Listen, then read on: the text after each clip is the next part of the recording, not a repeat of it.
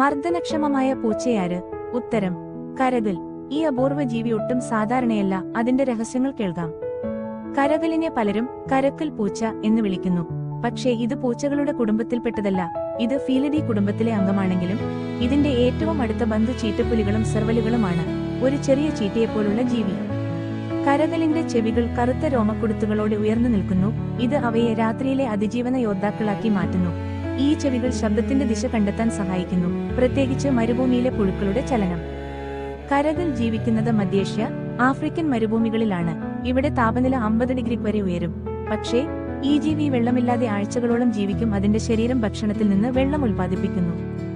കരകൽ ഏകാന്തവാസികളാണ്. ഇവ ഒരിക്കലും കൂട്ടമായി ജീവിക്കില്ല. ഇവയുടെ പ്രദേശം 200 ചതുരശ്ര കിലോമീറ്റർ വരെ വ്യാപിച്ചേക്കാം. ഒരു കരകൽ മറ്റൊന്നിനെ കണ്ടാൽ യുദ്ധം തുടങ്ങും. ഒരു കരകലിന് മണിക്കൂറിൽ 80 കിലോമീറ്റർ വേഗതയിൽ ഓടാനാകും. ഒരു മനുഷ്യന്റെ 6 മീറ്റർ ചാട്ടം എന്നത് ഒരു കരകലിന് വെറും 1 മീറ്റർ മാത്രമാണ്.